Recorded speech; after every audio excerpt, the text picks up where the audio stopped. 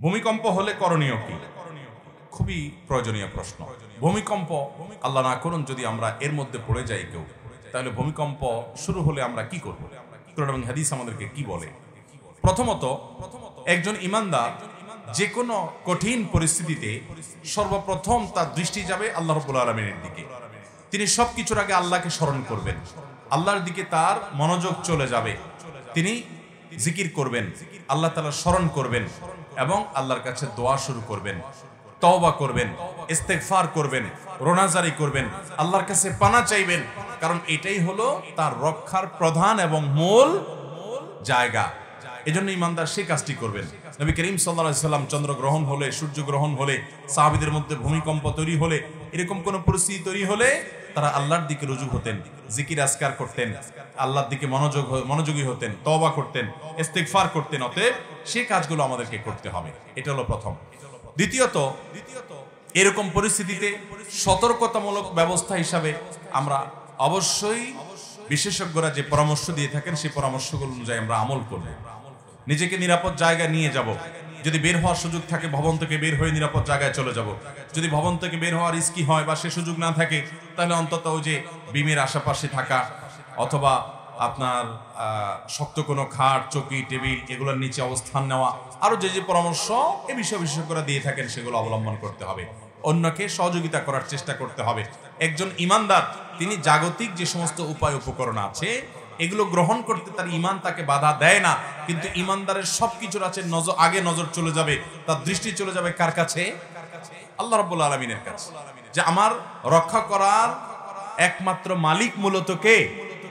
আমি উপায় উপকরণ হিসেবে অনেক কিছু করতে পারি, আল্লাহ চাইলে আমাকে রক্ষা করবেন, না চাইলে রক্ষা করতে কেউ পারবে না।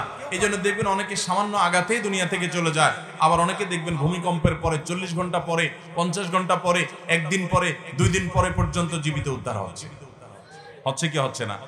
এই যে করোনা হলো, বহু মানুষ আমরা দেখেছি যে করোনার রোগী সাথে মাখামাখি করেছে, কিছুই হয় নাই। আবার এমনও মানুষ ছিল যে শুরু থেকে পুরো লকডাউনে দরজা জানলা বন্ধ করে পড়ে আছে, তার করোনা আক্রান্ত হয়ে দুনিয়া থেকেই চলে গেছে। আছে না নাই? অতএব সব জায়গায় বিজ্ঞান জবাব দিতে পারবে না। দুজন মানুষ পাশাপাশি আছে, একজনের ইমিউন হয়তো একটু বেশিও আছে কিন্তু সে আগে শেষ হয়ে যাচ্ছে, আরেকজন ইমিউন একটু কম, রোগ প্রতিরোধ ক্ষমতা কম, কিন্তু দেখা যাচ্ছে সে পরে শেষ হচ্ছে। কেন পরে শেষ হচ্ছে এর কোনো ব্যাখ্যা কেউ দিতে পারবে না, কিন্তু ঈমানদারের কাছে ব্যাখ্যা আছে যে আল্লাহ তাআলা তার হায়াত বেশি রেখেছেন, সেজন্য সে বেশি বেঁচেছে। অতএব এরকম কোন আল্লাহ না করুন পরিস্থিতির মুখোমুখি যদি হয়, আজকে তুরস্কে যে ভূমিকম্প হয়েছে, এই ভূমিকম্প যদি আমাদের দেশে ঢাকা শহরে যদি হয়, আজকে তুরস্কে মানুষের লাশ সরাবার এবং অসুস্থ মানুষকে উদ্ধার করবার বা ভবনের নিচে পড়ে থাকা মানুষকে বের করে আনার মতো লোক তো কিছু আছে।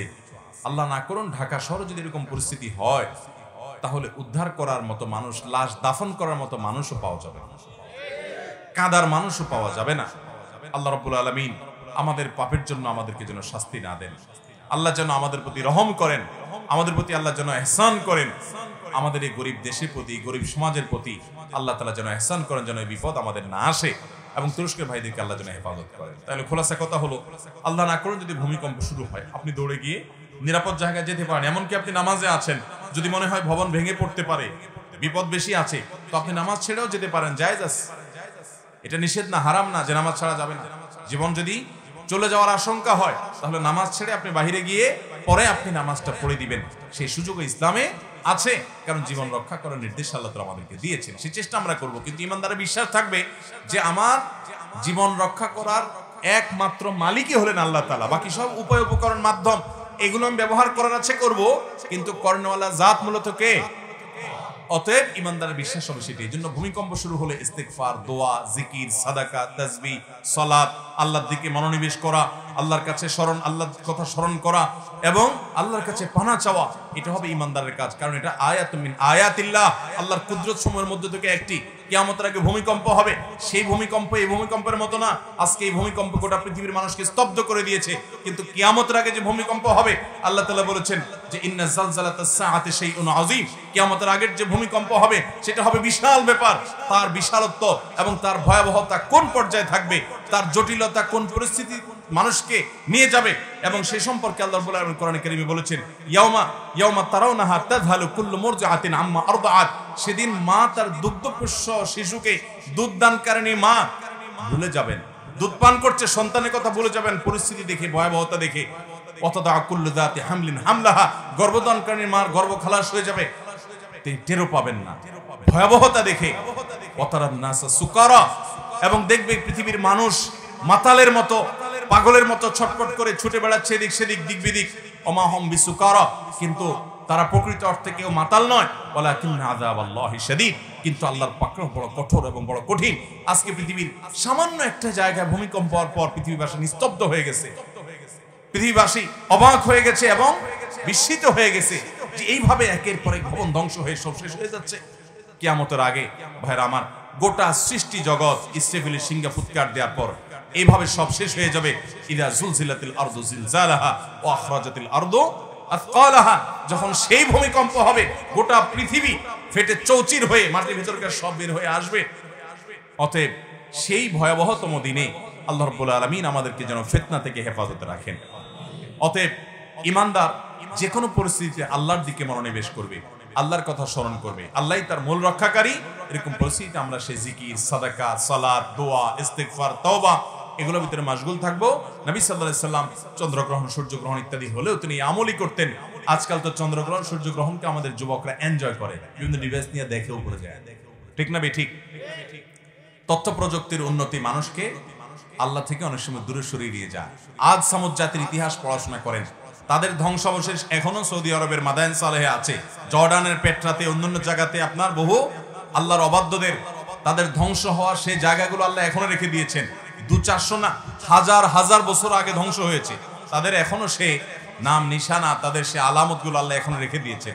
কোরআনে পাতায় পাতায় তাদের বিবরণ আল্লাহ তাআলা দিয়েছেন। তাদের অনেক শক্তিমত্তা ছিল, অনেক প্রকৌশল বিদ্যা ছিল, আল্লাহর সব ধুলির সাথে মিশে দিয়েছেন। অতএব আল্লাহ চাইলে পৃথিবীতে মুহূর্তের ভিতরে সব ধুলির সাথে মিশিয়ে দিবেন, কিয়ামত আগে সেটা হবে। এগুলো আল্লাহর প্রতি আমাদের ঈমানকে আরো বাড়িয়ে দেয়, আমাদের বিশ্বাসকে আরো মজবুত করে। কোরআন বলেছে যা, সেগুলোর বাস্তবায়ন আমরা দেখতে পারি। কিয়ামতের আগে নবী সাল্লাল্লাহু আলাইহি ওয়াসাল্লামের ভাষ্য অনুযায়ী ভূমিকম্পের পরিমাণ বাড়বে, গোটা পৃথিবীতে ভূমিকম্প চতুর্দিকে দেখা দিবে, এবং কিয়ামতের ঠিক নিকটবর্তী হয়ে গেলে পূর্বে, পাশ্চাত্যে, মধ্যে 3 জায়গায় 3টা বড় বড় ভূমিধসের ঘটনা ঘটবে। অতএব এগুলো আমাদের সে কিয়ামতের কথা স্মরণ করিয়ে দেয়। আল্লাহ রাব্বুল আলামিন আমাদেরকে ভূমিকম্প সহ যাবতীয় বিপদ আপদ থেকে হেফাজত করুন। শুনেছি ঘুমানোর আগে 21 বার বিসমিল্লাহির রহমানির রহিম পড়লে নাকি প্রতিটি নিঃশ্বাসে নেকি লেখা হয়, এটা সঠিক কিনা? না ভাই, এরকম কোনো কথা কোরআন হাদিসে কোথাও আছে বলে আমার জানা নাই যে ঘুমানোর আগে 21 বার বিসমিল্লাহ পড়লে প্রতি নিঃশ্বাসে নেকি লেখা হয়। আমাদের দেশে সত্য এবং সঠিক হাদিসের চেয়ে জাল এবং ভুয়া হাদিসই বেশি প্রচলিত, সব ক্ষেত্রে না, অনেক ক্ষেত্রে। যেমন এই যে রমজান সম্পর্কে একটা জাল হাদিস খুব জনপ্রিয় একটা জাল হাদিস আছে। সেটা কি? রমজানের সংবাদ যদি আপনি সবার আগে কাউকে দেন তাহলে আপনার জান্নাত নিশ্চিত। আছে না নাই? ওরে ভাই, এত সস্তা জান্নাত! এই জন্য যুবক পোলাপাইন যত আকাম কুকাম যা আছে সব করে নামাজ কালামের পড়া দাঁড়ে নাই, শুধুমাত্র মেসেজ ইনবক্সে 10 জনকে পাঠায় দেয় আর জান্নাত নিশ্চিত করে হালায়। এত সস্তা জান্নাত! জান্নাত পেতে হলে ঈমান লাগবে, নেক আমল লাগবে, গুনাহ ছাড়তে হবে, নামাজ পড়তে হবে, হালাল পথে চলতে হবে, হারাম বর্জন করতে হবে, হারাম রিলেশন বর্জন করতে হবে, তারপরে জান্নাত লাভ করা যাবে। আপনি মেসেজ ফরওয়ার্ড করে জান্নাত লাভ করার এই সস্তা পদ্ধতি আপনারা কে শিখাইছে? এরকম ভিত্তিহীন কথা আমাদের সমাজে অনেকে বলে, কি বলে না বলে। বিশেষ করে রজব মাস শুরু হয়ে গেলে দেখা যায় এগুলা, যে ইনবক্সে পাঠিয়ে দিছে ভাই অমুক তারিখ রমজান হবে। আরে ভাই, রজব মাসে তুমি জানলা কেমনে অমুক তারিখ রমজান হবে? শাবানে চাঁদ উঠলে না বোঝা যাবে কোন দিন রমজান হবে? তার আগ পর্যন্ত তুমি কেমনে জানলা? তাহলে এগুলো ভিত্তিহীন কথা। এই যে শোয়ার সময় বিসমিল্লাহ 21 বার পড়লে প্রতি নিঃশ্বাসে নেকি লেখা হয় না, এরকম কোন হাদিস বিশুদ্ধভাবে নবী সাল্লাল্লাহু আলাইহি ওয়াসাল্লাম থেকে বর্ণিত হয়েছিল আমার জানা নাই। তবে এটা ঠিক যে বিসমিল্লাহির রহমানির রহিম এটা কোরআন কারিমের আয়াত, এটা পড়লে প্রতি অরবে আমরা সওয়াব পাবো, কিন্তু ওই যে পড়ে ঘুমায় যাবো আর অটোমেটিক প্রতি নিঃশ্বাসে নেকি লেখা হবে, এই কথা হাদিস দ্বারা প্রমাণিত